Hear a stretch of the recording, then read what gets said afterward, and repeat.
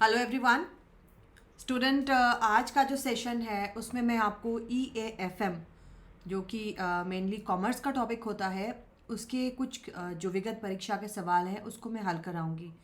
And आप लोगों को मैं बता दूं कि मेरे द्वारा EAFM की लाइव क्लासेस आज से शुरू की जा रही हैं, तो आप उसमें एडमिशन भी ले सकते हैं। और इसके लिए आपको मेरा ऐप शिप्रानॉमिक्स ज्वाइन करना है। मेरा ऐप शिप्रानॉमिक्स आपको गूगल प्ले स्टोर पर उपलब्ध है। And first, let me introduce about myself, student. This is my biodata. I'm Dr. Shipra Srivastava, and I'm UGC NET qualified student and my PhD from Jammu University in Agricultural Credit. And this is my mobile number 8439066995. And this is my app Shipronomics. And student, मेरे द्वारा जो EAFM की classes ली जाएंगी वो Hindi medium और English medium दोनों में क्लासेस होंगी। एंड इसके जो PDF होंगे वो हिंदी और इंग्लिश दोनों में लिखे होंगे। तो आप चाहे हिंदी मीडियम के स्टूडेंट हो या आप इंग्लिश मीडियम के स्टूडेंट हो, आप दोनों इस कोर्स को ज्वाइन कर सकते हैं। तो चलिए, पहला जो क्वेश्चन है, निम्नलिखित में से कौन ADR निर्गमित कर सकता है, अमेरिकन डिपॉजिटरी राइट्स। ADR क्या होता है स्टूडेंट? इट्स अ सर्टिफिकेट जिसको US के बैंक निर्गमित करते हैं। ठीक है, तो यहाँ पर हमारा जो सही आंसर होगा वो क्या होगा? US banks. What do we call the risk not unique to a specific company or industry under market analysis? इसका मैंने हिंदी में भी आपको सवाल रखा है। बाजार विश्लेषण के तहत एक जोखिम जो किसी विशिष्ट कंपनी या उद्योग के लिए नहीं हो, इसको क्या कहते हैं? तो सबसे पहले तो आपको इसको समझना ज़रूरी है कि ये क्या है। रिस्क जो होता है स्टूडेंट वो दो तरीके का होता है। रिस्क या जोखिम जिसको हम कहते हैं वो दो तरीके के होते हैं। सबसे पहला एक जिसको हम कहते हैं मार्केट रिस्क। मार्केट रिस्क या जो बाजार जोखिम होता है वो स्पेसिफिक होता है, ठीक है, सिस्टमैटिक होता है। मार्केट रिस्क या जो बाजार रिस्क होता है वो सिस्टमैटिक होता है, लेकिन जो अनसिस्टमैटिक रिस्क होता है उसको हम स्पेसिफिक कहते हैं। ठीक है ना। तो सबसे पहली बात यहाँ पर आपसे पूछा जा रहा है कि एक जोखिम जो किसी विशिष्ट कंपनी या उद्योग के लिए नहीं हो, है ना, मतलब ये स्पेसिफिक तो नहीं है, ना ही किसी उद्योग के लिए है ना ही किसी विशिष्ट कंपनी के लिए। तो सबसे पहले इसको हम स्पेसिफिक नहीं कहेंगे।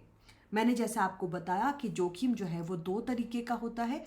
एक जिसको हम कहते हैं सिस्टमैटिक, क्रमबद्ध सिस्टमैटिक, और दूसरा जिसको हम कहते हैं अनसिस्टमैटिक। ठीक है, अनसिस्टमैटिक और सिस्टमैटिक। जो अनसिस्टमैटिक रिस्क होता है उसको हम कहते हैं स्पेसिफिक, है ना।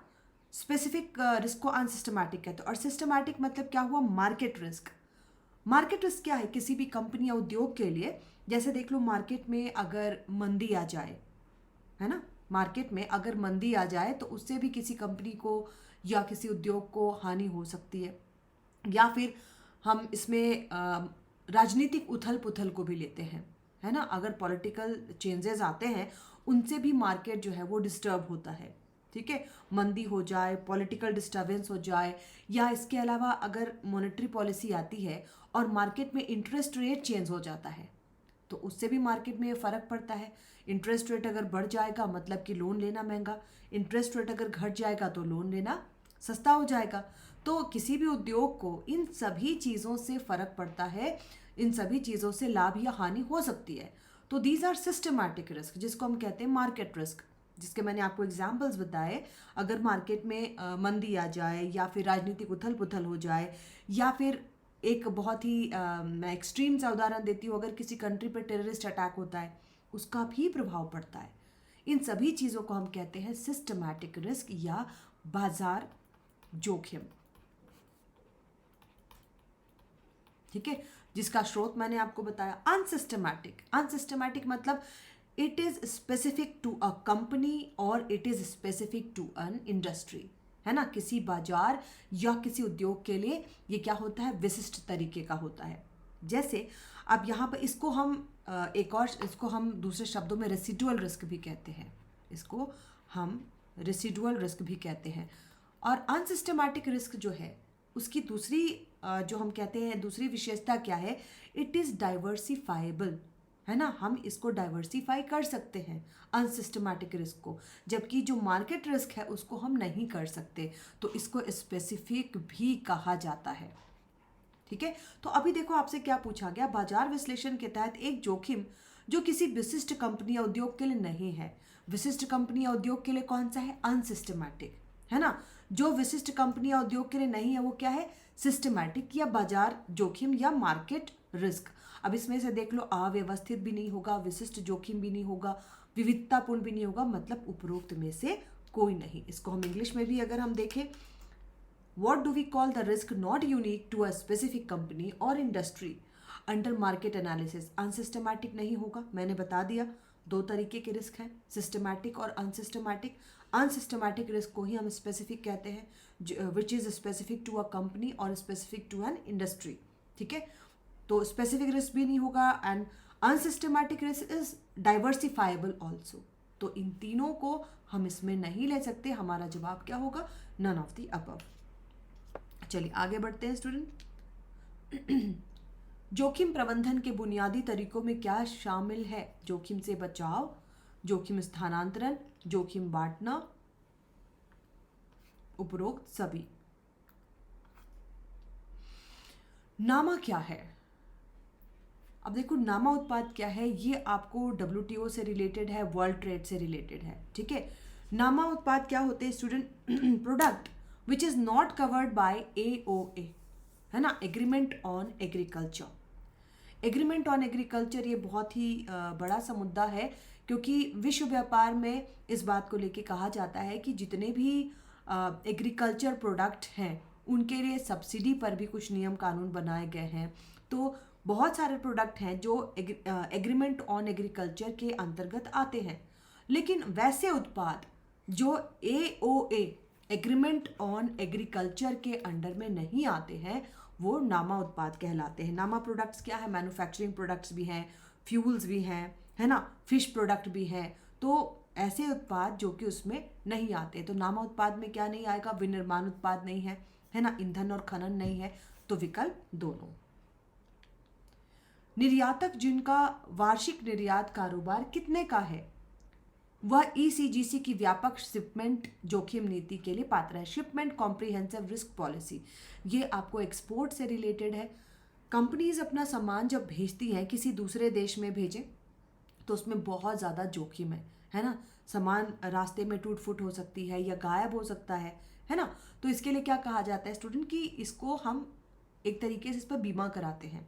तो वो कंपनी क्या है, ECGC के तहत जिनका 500 लाख रुपए से अधिक का टर्नओवर होता है, वार्षिक टर्नओवर जिनका 500 लाख रुपए से अधिक है, वो ECGC की शिपमेंट कॉम्प्रिहेंसिव रिस्क पॉलिसी के लिए पात्र है।